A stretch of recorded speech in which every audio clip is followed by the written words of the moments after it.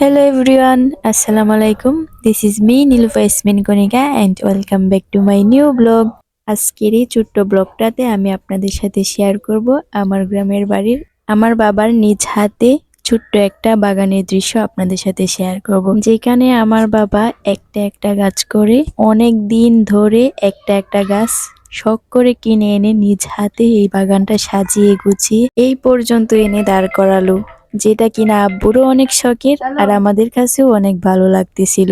এখানে অনেক সুন্দর সুন্দর অনেক আনকমন ডিজাইনের গাছ ছিল, যেগুলা কিনা আগে আমার মনে হয় দেখা হয় নাই, এখানেই দেখলাম ফার্স্ট টাইম। আর কথা হচ্ছে এখানকার গাছগুলারে আমার বাবাই এত সুন্দর করে যত্ন করে, বলা যেতে পারে নিজের সন্তানের চেয়েও বেশি যত্ন করে মনে হয় গাছগুলারে। এই জন্যই তো এত সুন্দর পরিবেশ হয়েছে। যেখানে একসময় জঙ্গল আর জঙ্গল ছিল, বাড়িচারে ভর্তি ছিল, সেই জায়গাটা আমার বাবা নিজ হাতে এত সুন্দর করে গড়বে কখনো ভাবতেও পারি নাই।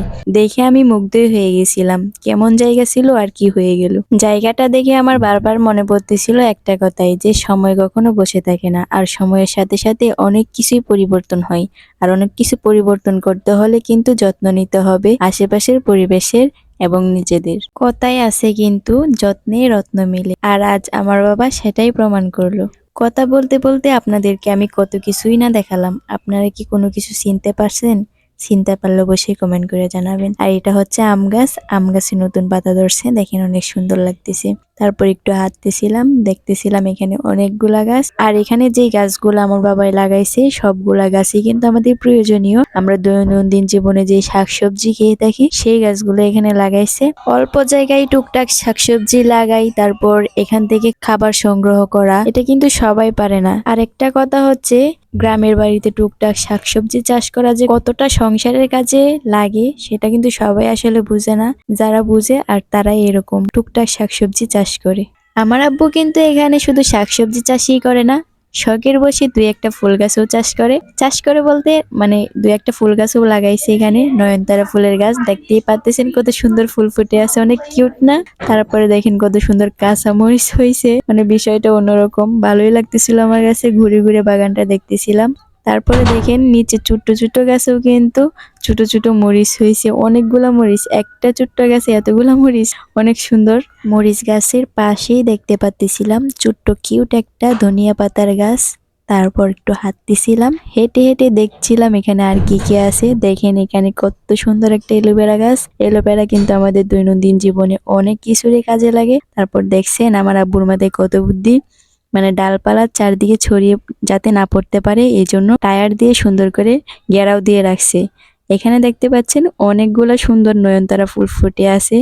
আমার কাছে কিন্তু খুবই ভালো লাগতেছে, পরিবেশটা অনেক শান্ত, অনেক শান্ত।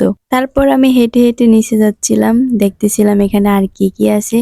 এখানে দেখতে পাচ্ছেন কিন্তু অনেকগুলা বাঁশ, আর এই বাঁশগুলো কিন্তু আরো অনেক বেশি ছিল, যেগুলো কিনা আমার আব্বু আস্তে আস্তে করে কেটে এত বড় একটা জায়গা বানাইছে। আর এখানে কিন্তু শাকসবজি গুলা চাষ করছে। দেখছেন নিচে কত সুন্দর একটা ভিউ, চারদিকে সবুজ আর সবুজ, আর মাঝখানে আমি ভিডিও নিতেছি।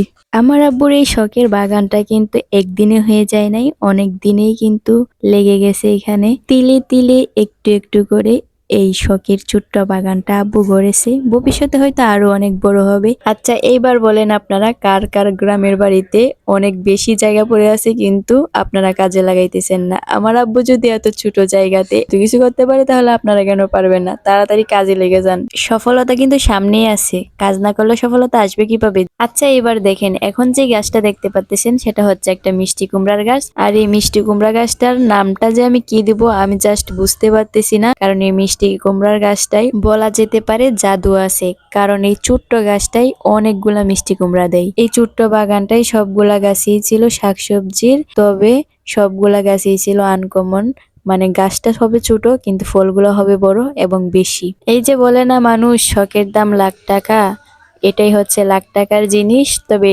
ফল কম হোক, দেখতে সুন্দর লাগুক, পরিবেশটা ভালো থাকুক, এটাই হচ্ছে মূল উদ্দেশ্য।